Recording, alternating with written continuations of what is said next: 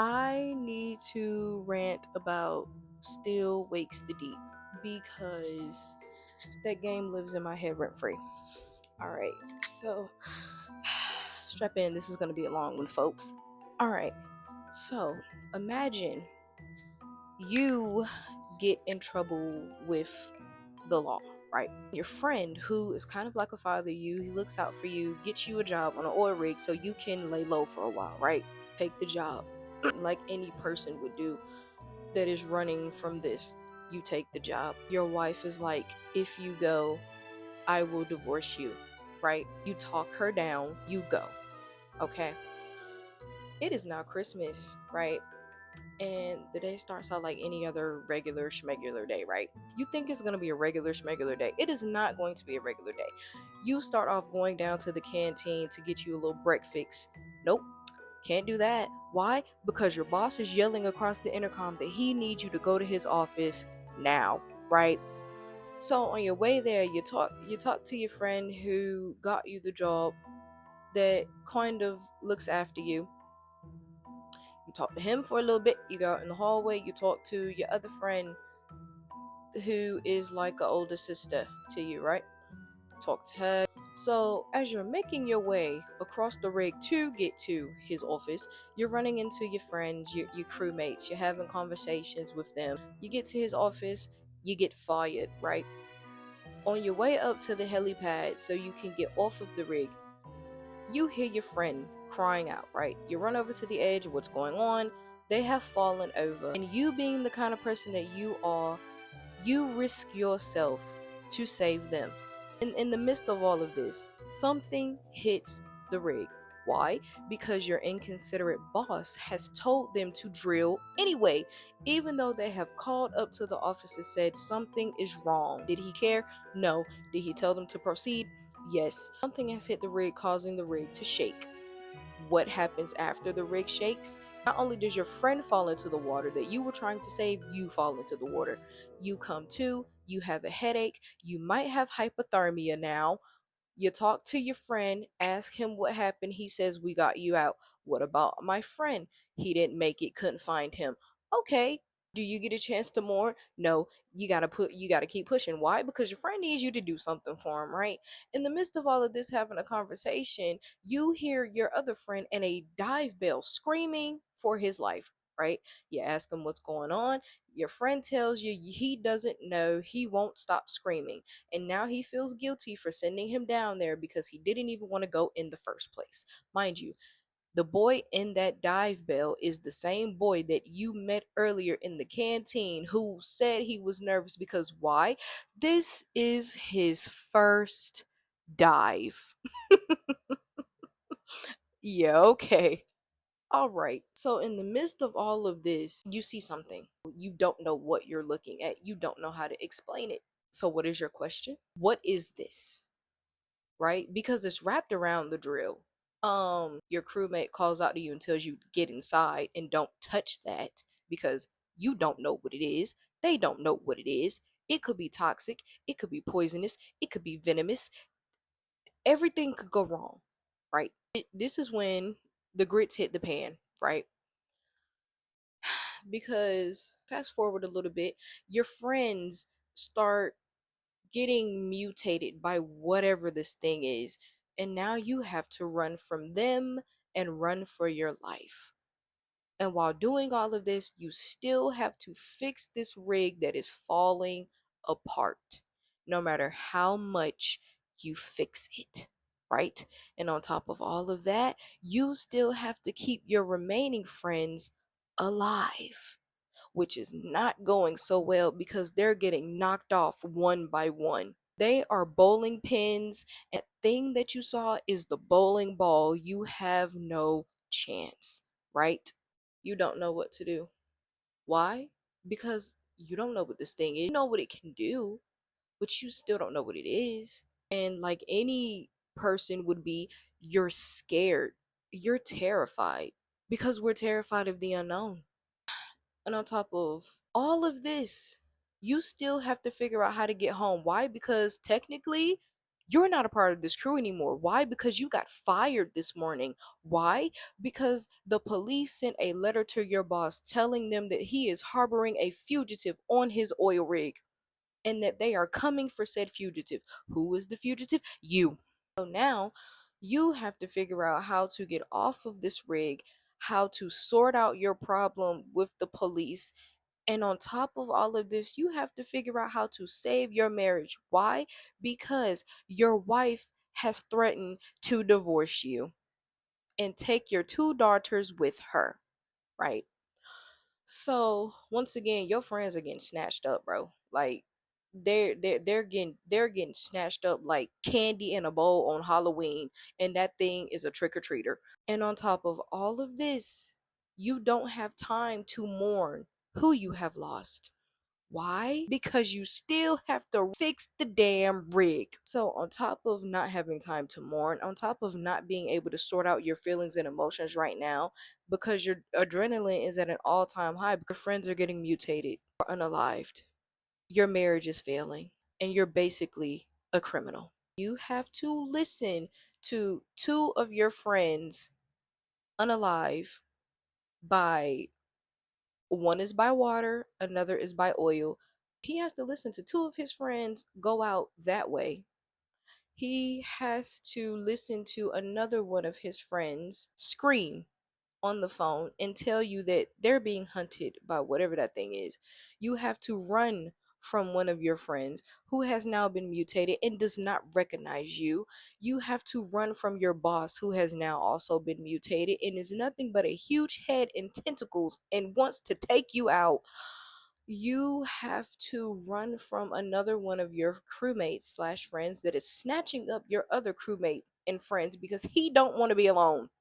You have to witness your friend get snatched up by this thing. You know he done. You have to witness another one of your crewmates who is now mutated. You have to run from him as well while listening to him screaming and crying, saying, "It's not my fault. I didn't do this. I can't control this. It wasn't me. I'm sorry." And then as you escape him, you have to listen to him tell you, "Tell my mom I'm coming home soon. Tell her." And then you never hear from him again, right? So, you don't have time to figure out how to stop it. Why? Because you have to fix the damn rig that is falling apart. So now, not only do you have to escape who has already been mutated, you're trying to keep the friends who aren't mutated still alive. It is a hard task, right? So, there's only four of you left now. You make it to your friend who is the reason you're here. He got you the job, told you to lay low, basically looked out for you. He's not looking too hot. Why? Because he is a type 1 diabetic and needs his insulin. So, you being who you are, the person who would stick their neck out for this group of people because they have become your second family, no hesitation. Which is why your friend told you to not be a hero, looking out for yourself. So by you being you, you go and get his insulin. But while going to get his insulin, you have to fix something else on the rig. So by the time you finally make it back to him with his insulin, it's too late. He's gone. So what do? You can either do what you've been doing, take your emotions, swallow them, shove them down, and move on. Or you can grieve, finally. You choose the latter. You scream, you cry, you ramble, you sit in disbelief. You give a speech about how you love him, how he looked out for you, how you have failed him, how you broke your promise to bring him home, and by in doing so, you have failed yourself. You get a call from your friend confirming that you've made it back. You're quiet, which makes them nervous because you're always yelling. So when you're not yelling, it makes them nervous. They ask you what's wrong.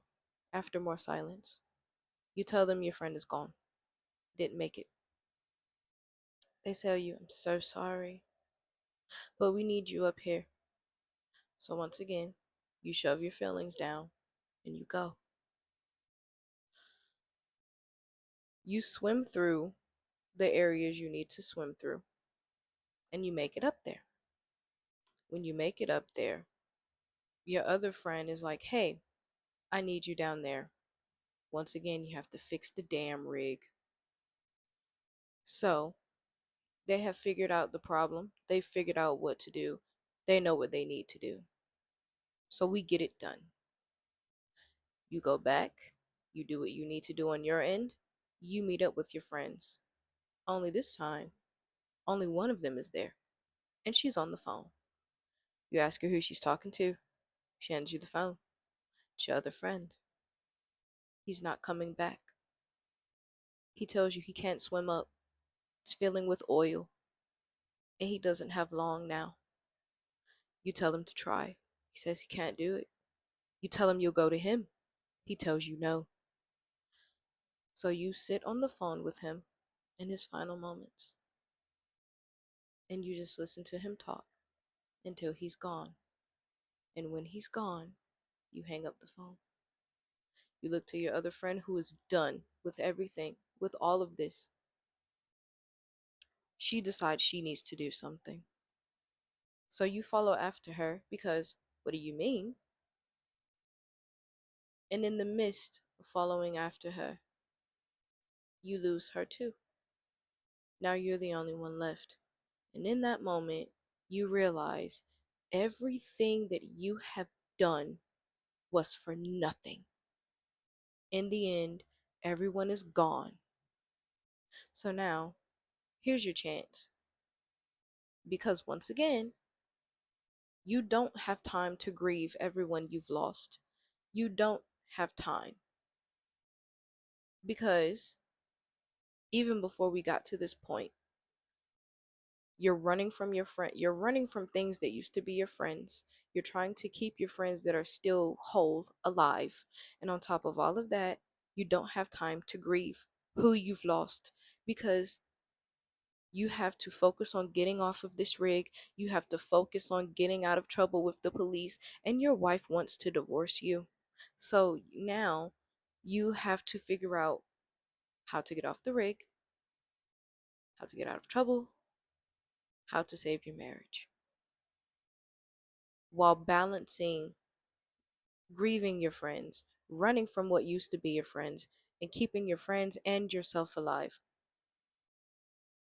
You have failed everything now.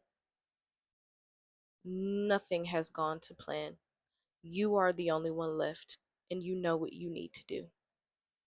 So you can either sacrifice yourself or you can find a way off. You realize there is no way off. No one is coming. And even if they were to come, how would you explain what has happened to you and why you're the only one left? So you choose to, instead of being a coward, you choose to be a hero and you sacrifice yourself. And all of you are gone. But at least that thing can't hurt anyone else. So before you do it, you tell your wife, I'm so sorry. While in purgatory, you get to see her one last time. You look at her, you tell her you love her, you ask her to kiss the kids for you, and then you're gone. But what's the worst part is you may have saved everyone else from getting hurt by this thing, but you've left your wife and children who probably don't even know you are gone. Everything was for nothing. Everything was for nothing, but you're still a hero because you have saved lives. It can't hurt anyone anymore. Chinese room, you are paying for my therapy. That is all.